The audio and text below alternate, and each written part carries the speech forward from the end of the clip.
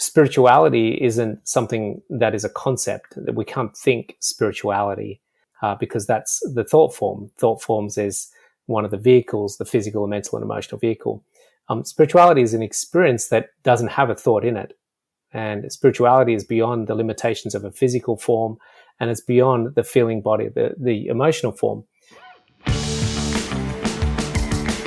Welcome to the Personal Development Mastery Podcast, empowering you with the simple, consistent actions needed to master yourself and create a life of purpose and fulfillment. I'm your host, Agi Keramidas, and my mission is simple, to inspire you to take action towards a fulfilling life. In this podcast, I invite myself inside the minds of remarkable people and I distill their wisdom for you.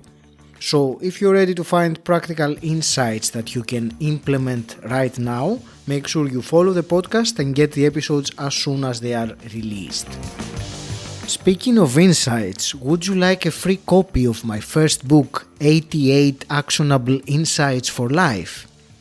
Just over a year ago, I started writing a book based on the conversations with these remarkable people I had doing this podcast. I am thrilled that the book is now finished and you, as my listener, can get it exclusively before the official book launch and for free. Go to agikeramidas.com/88. And coming to today's episode, if you would like to discover how meditation can impact your mental health and well-being, then the following conversation with my guest Tom Cronin is for you. By the end of the podcast today, you will find out the relations between meditation, spirituality, and interconnectedness. You will also discover a vision of a future society where the pillars that uphold the current systems are transformed to prioritize collective well-being and consciousness rather than individual success. This is one of the most important episodes I've done so far. And before we dive in, an announcement. After the last few months that Personal Development Mastery had weekly episodes, I'm excited to share with you that starting today, we're going back to 2 episodes a week. A conversation each Monday and a shorter episode on Thursday, either a solo or a snippet of wisdom. I'm looking forward to providing you with even more actionable insights and practical wisdom. So let's dive right into today's episode. Today I'm delighted to speak with Tom Cronin. Tom, you spent 26 years in finance markets as one of Australia's leading brokers. When the anxiety, addictions, depression and chaos you were experiencing had hit a crisis point, you discovered meditation as a way out, and you say that it completely transformed your world, both personally and professionally. You are the founder of the Stillness Project, a global movement to inspire 1 billion people to sit in stillness daily. You have published 6 books, a meditation app, and produced the hit film The Portal. You are passionate about reducing stress and chaos in people's lives. Tom, welcome to the show. I'm so happy to speak with you today. Hey, thanks. It's great to be here. Thanks for inviting me along today. It's, your topics and your wisdom, I believe, will bring so much value to the listener. So I've been very much looking forward to the conversation. And we will talk for sure about meditation, but also spirituality and some other elements. Before we go there, Tom, would you like to give us a key defining moment in your journey that maybe set the stage for you to become who you are today, and of course something relevant to this conversation? Yeah, it was really 2 moments in time that I think are very significant in where I am today. The first one was in sort of February 1996 when I had a nervous breakdown. It was really a culmination of many years of drug addiction, late nights, very deep neglect to my mental and physical well-being, lots of drinking, lots of drugs, lots of partying, lots of hedonism. And then one day my whole system just collapsed. It kind of broke down, and I was quite incapacitated at that point after many years of insomnia and anxiety and panic attacks and depression. And what that led me to was an interesting sort of dark night of the soul, and really the sort of the worst case scenario that I had to get to, the breaking point. And then interestingly, not long after that, literally just a few weeks, I discovered meditation. And I'd never come across meditation in my life. But it was the fact that the first part in that journey had to happen before the second part in that journey had to happen. Mm-hmm. And how it happened was that I was at home. I was having mental health leave from work. I couldn't go to work as a broker. And I was watching TV. And while I was watching TV, there was a documentary about a person who was a very successful businessman, but he was talking about how he used meditation to help him become successful. And that was one of those sliding door moments where if I wasn't at home at that point with my mental health leave, I wouldn't have seen the documentary, and who knows, I might never have picked it up. So it's just one of those two defining moments of having that sort of breakdown and then finding meditation. And then that was really like the trajectory. So the breakdown was the sort of the crash, and then the meditation was the sort of the elevator lift upwards. And that happened very, very quickly. It was quite transformational for me.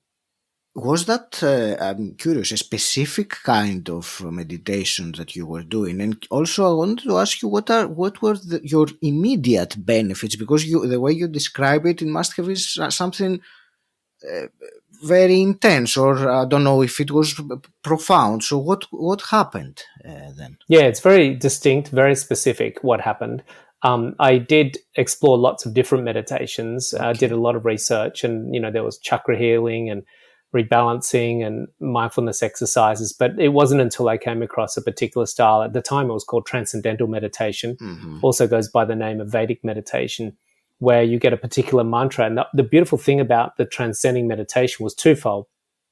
The first benefit that was very significant, and I'll tell you about the impact it had on me, but the first thing that happens was it puts your physical body into a profoundly deep state of rest very quickly. So it was this physiological, profound, deep state of rest that was happening in the meditation that allowed my body to get out of the sympathetic and into the parasympathetic nervous system and start healing itself. But the second thing was this expansion of mind. When you transcend beyond the thinking place, we call this turiya, when you get into that fourth state beyond thinking, then something really significant starts to happen. You get out of the recurring thoughts that you're having and start accessing a field of conscious awareness. So it works sort of, I guess, on a physiological level and on a expanded mind or spiritual level. And the benefits that I started noticing very quickly within the week was that I had chronic insomnia. I just couldn't sleep. I was riddled with insomnia, but I just literally was falling asleep everywhere in that first week. And it was a real breath of fresh air to actually be able to sleep. So that was a big shift. And by being able to sleep, plus getting the deep rest in the meditation and the sleep, that was really allowing my body to heal.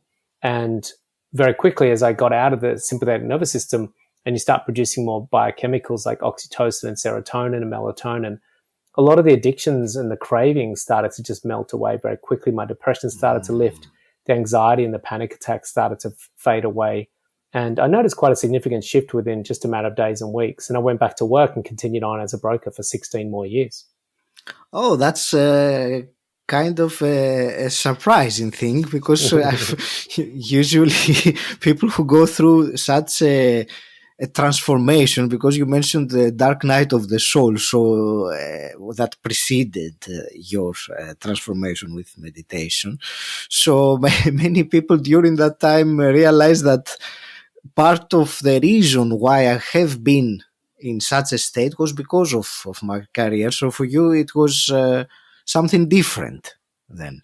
Yeah, and it's really important that we understand this. And it's important I pause for a moment to reflect on that, because we currently have a world that is very deeply coded and conditioned to believe that the external world is the problem. And we have this inherent belief system that if I can only change the outside world, then my inside world will be in a better state. And what that does is it really disempowers us. And it means that we're constantly trying to buy things or move things or change things so that we can feel happy. Work wasn't the problem. what was the problem was my inner state. And when I cultivated my inner state, eventually what happens is we don't become completely immune, but we find that we have greater sovereignty, greater equanimity to be in the world, but not ruffled or disturbed by the world. And I think this is one of the keys to finding fulfillment, is that we're deeply conditioned to think that it's in an acquisition or an experience, a partner, a job, a particular amount of money.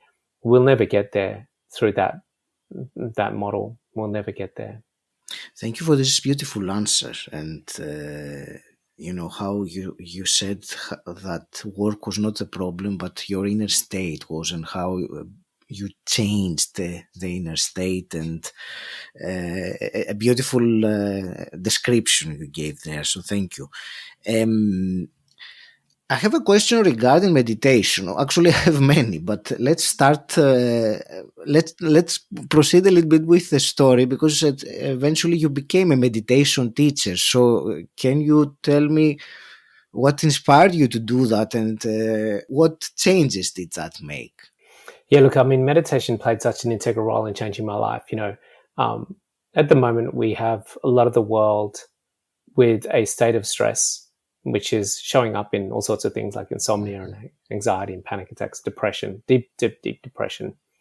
And unfortunately, the problem, the way we're treating this, is by not coming to the root cause of that, which is, for most people, not all, but certainly for a lot of people, the root cause of that is that we're in the sympathetic nervous system too much. We're just in an uncohesive and uncoherent system, a body system.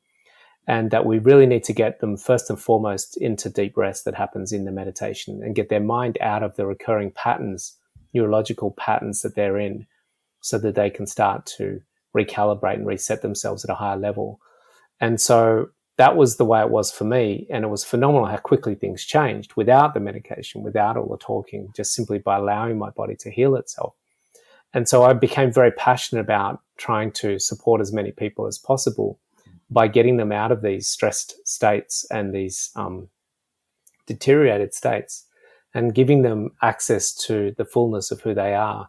This is an ongoing journey. It's not like you just suddenly arrive and you're enlightened. So it's, even for myself, I'm still on the path and still peeling back layers. But certainly there's an improvement, and we experience a better experience day after day through this spiritual discovery and spiritual exploration and meditation. The question that comes to mind, many people, and hopefully the listener, has a personal experience of meditation, so they are meditating, hopefully frequently or daily. My question is regarding, there are different kinds of meditations, and you talked about the Transcendental Meditation earlier, but there are so many different, let's say, paths or methods or techniques of meditation. So what would you say for someone who, has tried, let's say, a few different ways of meditation, has done some quote unquote progress, as loosely defined as that means, however, they still haven't, reached that state that you described earlier, or those... What do you think about this? Look, I mean, there's so many different mechanisms and tools to help improve our life. I do ice baths, I do sauna, I do yoga, I do breath work. Some people do plant medicine. There's different styles of meditation. There's yoga, there's qigong, there's healing. So all of them contribute in some way, shape or form to improving our experience of life. And it's not to disregard or dismiss any of them. I think what's really critical as a human being to have the full experience of what it is to be human is to not ignore one essential component of what our human experience consists of. Mm-hmm. We have a physical form, that's our physical apparatus, the body. We have a mental form, which is the software in the brain that's driving the apparatus. We have a feeling body, which is our emotions, the sensations that move through the body. But there's a fourth layer, which for a lot of us gets very ignored. And spirituality isn't something that is a concept, that we can't think spirituality. I had a woman get quite upset when I said to her that you can't think your way to spirituality. because that's the thought form. Thought forms is one of the vehicles, the physical, mental, and emotional vehicle. Spirituality is an experience that doesn't have a thought in it. And spirituality is beyond the limitations of a physical form, and it's beyond the feeling body, the emotional form. And to get to that experience of existence without physical, mental, and emotional layers or denseness is critical, because until we have that, then we're going to be caught in the limitations and the structure and the form of the physical, mental, and emotional body. And so to have that unbounded, infinite, eternal, permanent experience of conscious awareness, just presence, then we're always going to be falling short of what it is, the complete human experience. And so for me, one of the things that I found in doing a lot of research, and I've been studying meditation techniques for 27 years now, very few of them will actually take you to that state we call Turiya, the fourth state. That is where you have an experience of conscious awareness, where you're not thinking, where you're not in a limitation of your physical form, and you're not in a sensation of the emotional form. And students will come out of meditation, will be on their first weekend of meditating with me. They'll go, I don't know where I went just then, but that was phenomenal. What was that? And they can't localize it because it wasn't limited to their physical apparatus. They can't identify it as a thought form because it wasn't in the mind, as far as the thought of the mind. And they can't identify the sensation of it because it wasn't in an emotion. And it was something bigger and more permanent and more silent and still, but it was still presence. And it still was in existence. There was a reality there that they couldn't identify with. And I think for me, doing a lot of research into meditation techniques, what I found was that there are very few that will actually give you that direct experience into that realm. And I think it's important that we as humans do get a direct experience into that realm. Absolutely. And that's why I was asking, because this experience that you described, that stillness, many of us do meditate with that, I won't say purpose, but this intention or this desire, if you want. And I know that these words sometimes sound a little bit strange when we talk about these things, but you said that there are very few techniques that can lead one there. Can you at least name them, or so that I get an understanding? I suppose TM is one of them. Yeah, Transcendental Meditation, because the idea of transcending, to transcend means to go beyond. So the premise of that meditation technique is to go beyond thinking, physical and emotional form. Vedic meditation is a similar sort of style, just a different name. Primordial sound technique is another form of that type of meditation. I know Arts of Living does some type of this transcending styles of meditation. And look, Vipassana meditation, there's many different styles that I believe will give you that experience of Zenness. Zenness means, to be in just simply conscious awareness, just to be in silence and not having the thought. And, there's quite a few that will give you that experience. I believe, I haven't done plant medicine, but I believe that is some form of transcending beyond physical, mental, and emotional. But I'm not sure, because from what I gather, people that have that plant medicine experience seem to still have a lot of sensations going on whilst they're having it. And they're still not really in the, from what I gather anyway, a sort of a transcendent silent experience.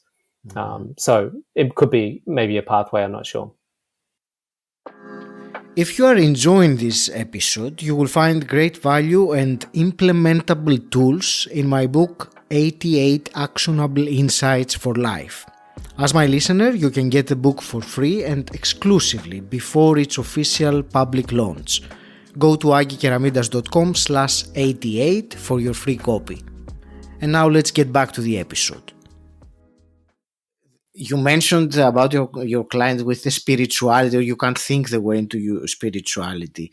There was something that I read that you were talking about, and with many people, when they think of spirituality, they tend to consider it as something separate from their career or their success or their everyday life. It's like another part. But you say that success and spirituality come together. So please explain this to me. Yeah. Success is in spirituality. So spirituality is the pervasive, permeating eternality of everything. just at the subtlest level, that's all. So it's like the cloud is in the sky, and the cloud is part of the sky, but the sky isn't the cloud necessarily. And so spirituality is something that the forms are in. And so everything is part of spirituality. It's just that it's in different layers of density. So the analogy I like to use is that the densest form of water is ice. The next least dense layer of water is water, liquid. The next is steam, so you can actually still see steam and you can feel steam. Mm-hmm. And then the next one is vapor, which you can't see. It's you can't actually identify it or contain it. Yet they're all water. They're all H2O. And it just has a different way of expressing itself. And that's what spirituality is in my mind.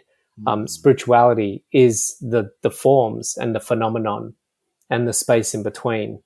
And it's the emptiness of everything in between the forms and phenomenon as well. Everything is spirituality. It's just how much awareness is it of spirituality. That's the variability here. And I think for us, the journey is to peel back layers of identification with the misconceived idea of what we are, and to start to experience the essential, fundamental, absolute quality of who we are or what we are, which is formlessness and infiniteness, and boundarylessness, which is spirit. Thank you, Tom. I will slightly change the subject, but the question came up to me quite intensely. And, when one is in their path of development, of growing as a human being, as a soul, there is often that period referred to as the shadow work that they need to go through in order to, progress on that spiritual path. So I wanted to ask some of your thoughts and wisdom on this shadow work. How does it express itself, or do you think there is a beneficial way, or a more beneficial way to deal with it? Yeah. Shadow work, being aware of our shadow side is an important part of the process. And I certainly still have a shadow side. It's something that it's always, no matter how far I run or how much I try to hide it, it's still there with me, the pesky thing. It's a bit of a nuisance at times. And even just that statement of mine just then, it's a bit of a nuisance at times, is something that I have to work on, because I've had an immense sense at times of loathing for my shadow side, and a distaste, and even verging on a hatred for this shadow side of mine that's caused great deals of pain and suffering in mine and other people's lives over many years. And we all have a shadow side. So if you think of, there's only one thing that doesn't have a shadow, and that's the light, the sun. Everything else has a shadow. A cloud has a shadow, a tree has a shadow, a sunflower has a shadow, a bee has a shadow.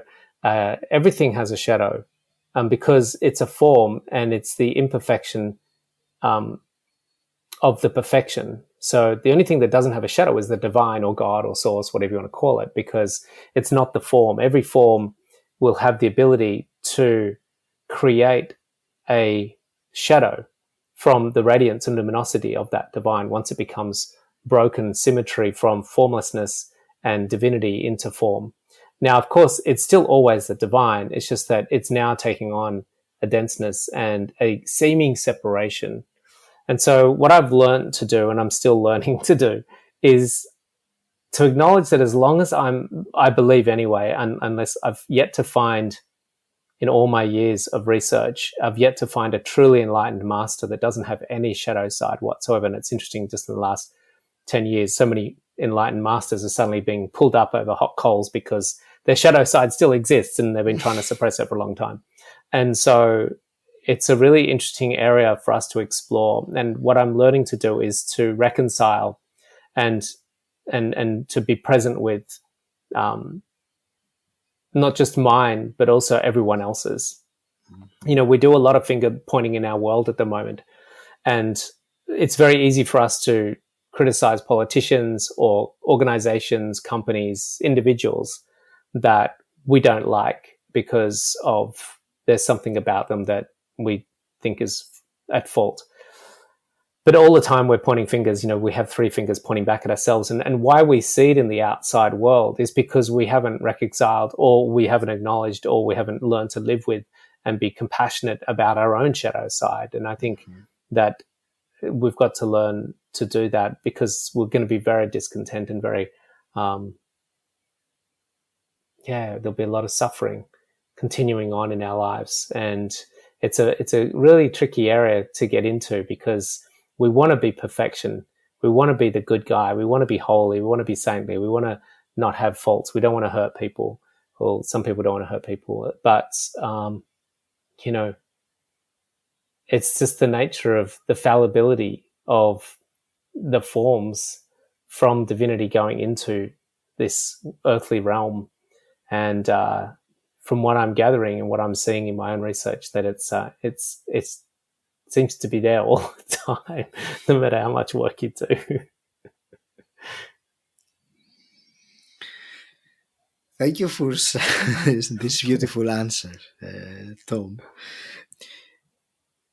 There was something you talked about reconciling, and you mentioned the word compassionate. And I think becoming more compassionate is something that happens the more one meditates. It's one of the traits or the qualities, if you want, that they enhance or get enhanced. And I've seen you say that meditation can play a part in changing the world. So talk to me about that, and also how was that related to the Stillness project? Yeah, we got the micro experience of our own individual pursuits and separation, and then the macro, which is our position in the world and how the world is. And one thing I recognize from my own spiritual journey is that the more I transcended my own individual egoic identity, which is my thoughts, my feelings, and my physicality, and started to access more of that subtle unified field, which is almost like a quantum field of intelligence, that we're starting to hear more and more about. Beautiful people like Joe Dispenza talking more about this, and Esther Hicks and Abraham and all those amazing people starting to realize that there's this underlying unified field beyond the form, like the wave experiencing the ocean. And as we start to have more of these spiritual practices coming into our world and more people experiencing that subtle level of unification, what happens by default is you start identifying more with that collective field than you do with the individual field over time. And that's just a default of happening that happens when we do a lot of transcending in meditation, I believe. Anyway, it's one of the key things that we start to become in that interwoven subtle field of webness that keeps humanity, plants, the planet, the universe interconnected. And the analogy I like to use is that the wave collapsing in on itself and becoming one with the ocean. But as it starts to do that on a regular basis, from wave into ocean, wave into ocean, wave into ocean, through regular daily meditation, what happens over time is, even though it's back to being a wave in an individualized form, it still retains its awareness and its experience of the ocean.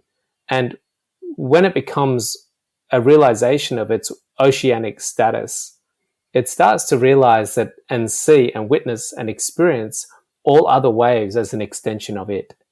So by default, the next step in the process is that that person can't but help experience themselves as other.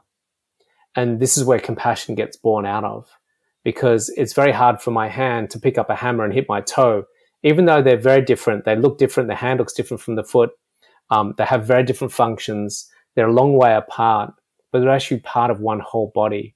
And that whole body will suffer if that hand was to hit the toe.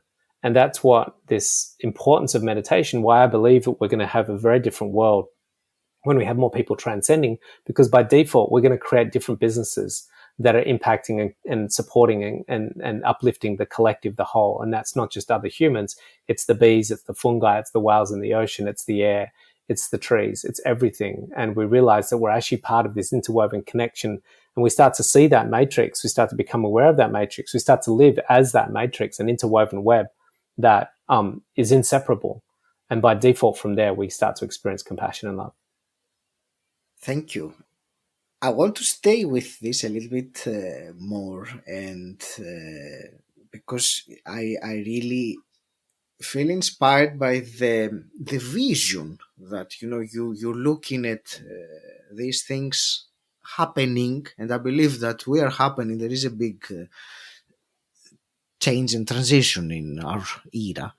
I would like to ask you, Tom, to share with us the vision that you have. So, how would a world look like where people do have this sense of oneness, that they are part of a whole, and that the other person is them, is an expression? So, how would that look like? How long have we got? So let's just say we're in Sanskrit, it's called Sat Yuga, an enlightened planet, where the age of wisdom prevails and the awakening of each and every individual has happened. So humans are living and breathing as an enlightened being, not as an ignorant being. And what happens when humans are in that state, from what I've gathered and what I've seen, is that they live and breathe quite differently to the norm of what is currently on the planet, because we're in Kali Yuga, the age of ignorance. And as we transition into this awakening en masse of humanity, the way we design our systems are going to change. So at the moment, we have pillars that hold up our society. So we've got a political pillar, we've got an education pillar, we've got a relationship pillar, we've got a pharmaceutical pillar, we've got a medical pillar, we've got sports pillar. We've got all these pillars that kind of uphold our society, and they're built and designed predominantly from a state of consciousness of individuals being very preoccupied about their own existence. And that's whether it's a political party, I need to win, my political party needs to win, or my business needs to win, or my sports team needs to win, or my banking business needs to thrive and succeed. And usually in that paradigm, it does come with some fairly significant consequences. And there's a big price to pay for a lot of the models that we currently have. And a lot of them are very outdated because they've been 200, 300, 400 years old, some of them. Mm-hmm. And what we're going to find is that as we become more conscious and hence more interconnected, we're going to need to start designing new systems. A new education system needs to be crafted and created. A new medical system, because at the moment the medical system is built upon the idea that people are very unsovereign in their health. They don't really understand how to have sovereign health. Sure, you might get a broken leg because of a car crash or a bike accident or something, but overall, most of the disease that's on the planet, most of it's actually preventable if we have more conscious people knowing how to live and breathe in a much healthier, more conscious way and take autonomy for their health. Most businesses are really preoccupied with, their own individual pursuits and successes. In an enlightened planet, it's so vastly different, it would take so long to explain. But ultimately, what I would imagine we will see is that, and even the economic model will have to change, because the economic model is built on the process of extraction. What can I extract out of something and commoditize? So we don't value a tree, we value a 4x2 in the tree. We don't value the ocean, we value the whales in the ocean. And we don't value the bees, we value the honey that we can extract from the bees. So we extract and commoditize. Mm-hmm. Extract and commoditize. Now that model is leading us to a cliff that we're about to walk off because of the unsustainability of that. And so we'll have to build a new model, and it's a very complex model, because the model actually will have to be something that values a completely different set of values. Our society will have to change what is valuable to us, and that's something that what was valuable to me 25, 27 years ago is different to what's valuable to me today. And so my value system has changed. And the only thing that's going to change the structure and the pillars of our society is when individuals change their value system, mm-hmm. where we value different things.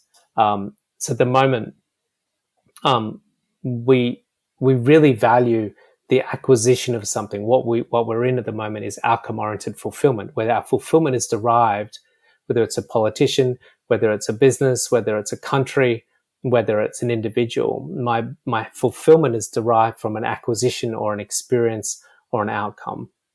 And so therefore I need more acquisitions and I need more outcomes. My sports team needs to win. I need Bitcoin to go up. I need, to get that country's oil. I need to have that religion wiped out. I need that person to get out of my life. I need this person into my life. I need this mortgage to be paid off. All of these are outcomes that we've got a deep code in our society that these need to happen before I can find fulfillment.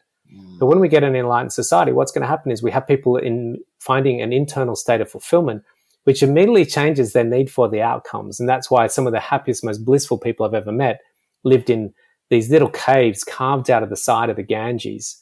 And they had literally 3 possessions: a bowl to collect water in, a bowl to collect some food in, and then a rug that they lay on at night. It's quite phenomenal how minimal these people live, yet how blissfully aware that they are and how happy they are.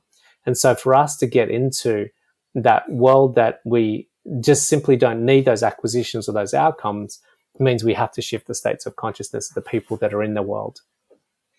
I don't know if I answered that question. There's a long way around it.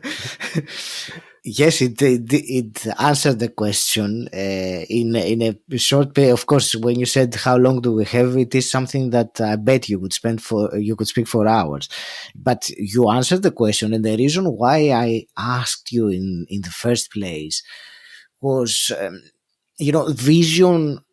vision like this for many people can serve as a beacon of light, something that they can. Many people. What I'm trying to say is that many people don't have the same. Let's say they haven't really paid much attention, or maybe they're not even able to envision that in the way that you did. But having heard that from you, it is like I said again, a beacon of light, some inspiration there that I hope that might trigger a bit further thought. I remember reading somewhere it said that this world that we dream about can happen. All we need to do is start thinking about it and imagining it, and then it will happen. So yeah, I would love to add to that, because Daniel Schmachtenberger, who's in our film The Portal, and if anyone hasn't seen it yet, they can watch that for free. And that might be where we direct them at the end of this podcast to go and watch the film.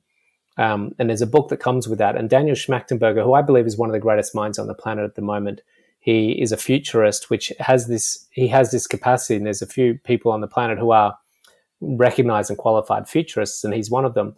And their job is really to kick the can down the road a long way for humanity and look at what is possible for us and help find a roadmap for us to go there. And he asked Jackie, the director, and myself, while we were making the film and interviewing him, if we could invite our audiences. He said, you have a big responsibility because you're going to be in front of a lot of media as a result of this film and book and the work that you do. And he said, what I would invite you to do is invite the audiences that listen to you to start to contemplate in their mind, what do they look like in an enlightened state, and what does the world look like as an enlightened planet? And he said, and then what's going to happen is you're going to start to create a North Star, because there's actually no political organization, there's no body, there's no banking system that is currently mapping out what an enlightened planet looks like. And if we just start exactly what you said, which is what Daniel invited us to do, is to invite people to start contemplating, how would I act if I was enlightened? Mm-hmm. And what would that look like in the world if we had 7 billion people in that state, starting to live and breathe in that state? Now, I'm still on my way to enlightenment. It's a journey that is an ongoing process for me. So I just wanted to sort of have a little disclaimer that I haven't quite arrived there yet. And it's something that I'm humbly still in the process of unfolding. But and I say to my students, we actually are already all enlightened. We're already of light. We are already of divinity. We are already in the state of realization, self-realization. It's just that there's degrees to how much we've realized that and how much we've, peeled back the layers to experience that. But that's something for our audience to start contemplating. What would it be like for them? Beautiful. Absolutely. You just gave a very wonderful action that one can take as well, and take time to practice that and think about how would they be and behave if they were in an enlightened state. Would you like to share something more to the listener as some action steps, something that they can implement and make a difference, really relevant to what we were discussing about. It's really, for me, one of the simplest of all things. And, it's one thing to go off and start building schools for kids and water wells and, growing trees and things like that. And all those sort of actions are really important, that we contribute in some way, point or form. But I think the simplest thing, the most important thing we can do is take out moments of stillness in our day. And when we say stillness, people say to me, "Oh, I meditate, I go for a run." It's like, no, you go for a run and you listen to music on your headphones. That's not really de-excitation. We need to, and there's nothing wrong with running, of course, nothing wrong with swimming and all those other things. But we really want to and need to, and I think as a society, it's really important, particularly in the world that we're going into now with technology in our phones, is to have windows of time in our day where we sit and withdraw from the senses. We close our eyes and withdraw from the interaction and the dynamic play with the outside world, and start to, even if it's 5 or 10 minutes a day, to start to embrace some stillness and inner stillness and silence. That's great. And, I like very much when the word moments of stillness comes in, because it can be literally a moment that will go a very long way. So thank you for that, Tom. I have two last quick questions to ask you to wrap this up. Before I do, please share again the best way for people to connect with you and find out more. And you mentioned the portal, the film earlier. Yeah, so firstly, they can find me on Instagram. That's where I'm probably most active, and they can send me a message, and I'd love to hear from people that are connecting with me through Instagram. So it's Tom Cronin, just one word, TomCronin. And in my website, which is also tomcronin.com. And if they want to watch the film, they can go to Enter the Portal, as in ENTER, and then the portal, and they can watch it for free. We're gifting this film to the world now. We've decided it's time to share this with humanity. And, for a while we were trying to find ways to recoup our funds from the cost of producing that film and pay back our investors. But it's been a very difficult journey, and hoping somehow, some way, some shape or form that will happen, and that these wonderful people that have been supporting this project get remunerated. But for now, we've decided that we will gift it to the world and see what happens after that. That's beautiful, very generous. And I will put all the links in the show notes. So, Tom, a couple of quick questions I always ask my guests. And the first one is, what does personal development mean to you? I'm going to have to split that into two responses. There's personal development, which is me as an individual, as a human, and a personality, and let's even call it an identity or an ego. So that's for me to be learning on a mental level, constantly, improving the nature of my mind. On a physical level, constantly helping refine and optimize my physical state. So I do saunas and ice baths and yoga and meditation and go to the gym, all those things. And, and improving as much as I can my influence in the world. So that's all, my personal development. Yes. And then there's spiritual development, which is also part of my person, is to deepen my connection, let's just call it with God or source or the divine, and become more and more stabilized in that experience of that intelligence, that loving force that is in essence me as well, but also an extension of me. Thank you. And a hypothetical question. If you could go back in time and meet the 18-year-old Tom, what's one piece of advice you would give him? As soon as you hear about Bitcoin, buy it. At 5 cents, buy Bitcoin. And secondly, stop being such a dickhead. I'm actually, Tom, it's surprising to hear this answer. It's great. Thank you. I want to thank you very much for this conversation and its unexpected turn towards the end of it. I want to wish you from my heart the best with your mission and what you're doing to contribute to this change in consciousness we are in. I will leave it to you for your last parting words, Tom. We've got some very challenging times ahead, and the world is going through a very big and very significant transition, probably one of the most important transitions that it will have ever gone through. A transition far bigger than the Industrial Revolution, the Agricultural Revolution, the Digital Revolution. We're going through a transition of shifting from ignorance to wisdom, from darkness to light. And with that, everything is going to change. And it's going to be confusing. It's going to be challenging. It's going to be times of sorrow, times of joy. And we came along for this journey for the ride. Just like when we're at a fun park and we get on that queue, we buy our ticket to the roller coaster and we scare the crap out of ourselves. And at the same time of getting scared shitless, we also have immense levels of joy and glee at the same time, this really, really strange experience. And that's kind of what this life is all about. And so hang on and go for the ride, and just keep coming back to love through all of those difficult times. This was episode 336. And before I leave you for today, let me share one more time. Following the last few months that Personal Development Mastery was weekly, I'm excited to tell you that starting today, we're going back to 2 episodes a week. A conversation each Monday and a shorter episode on Thursday, either a solo or a snippet of wisdom. I'm looking forward to providing you with even more actionable insights and practical wisdom. And one final thing, make sure you grab this exclusive opportunity to get my first book for free before its official launch. My wish for you is in the book to find even that one new idea that you will implement into your life. Go to agigeramidas.com/88 for your free copy. Until next time, stand out, don't fit in,